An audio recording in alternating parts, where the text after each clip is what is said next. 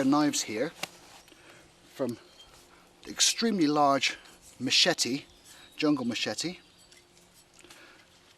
British Army Glock, great bushwhacker, inexpensive, to a specialised parang designed by an ex-SAS, but expensive, but good steel, to the custom handmade knives like Ramir's, all wine carbon, holds a very good edge for a long time and is a good size, to a carving tool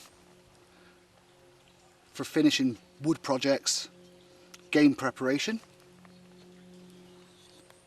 folding knife. This is an opal.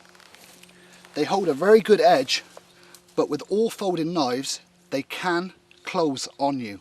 It has a simple lock mechanism, but they can come down on your knuckles if you knock the tree backwards. You don't have that with fixed blade knives. A little lamb's foot.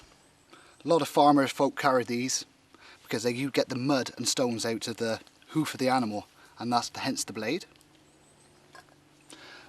A little specialist knife called a mushroom knife.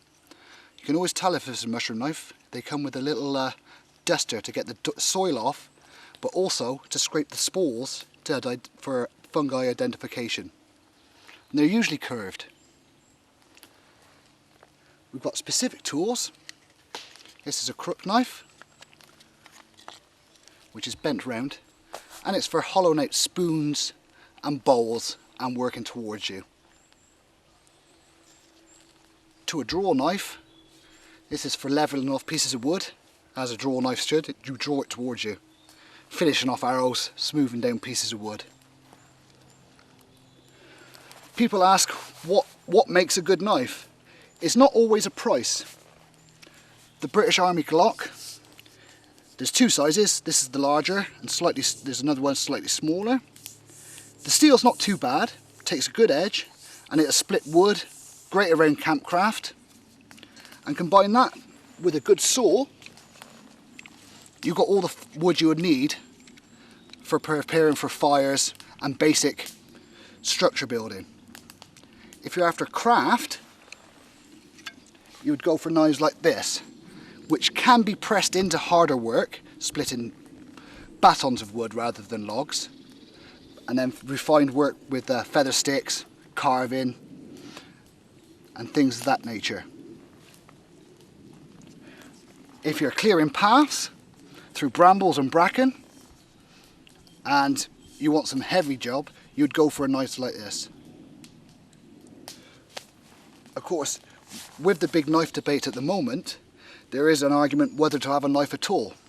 You can carry a 3-inch blade legally these days and combine that with a bushcraft tool like a good axe. And if the axe is kept after, it's as equally as good as a knife for felling and shelter building. This is my personal saw. It's a Laplander, very common in bushcraft use now. They're very strong and very sharp. The beautiful thing about a saw, as long as your hand's against the log there, it's very unlikely to cut you, unlike when you're using a knife. So it's a very safe tool to use, as long as you use it correctly. Sometimes when you're over for a long period of time, I like a bow saw. And I've actually got a collapsible bow saw, so I can carry it on hikes easily. It consists of a letter H type setup.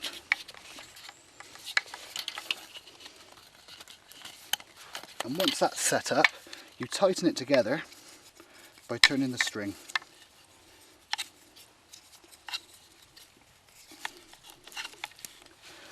And this can deal with substantial sized pieces of wood with a lot of back muscle and strength.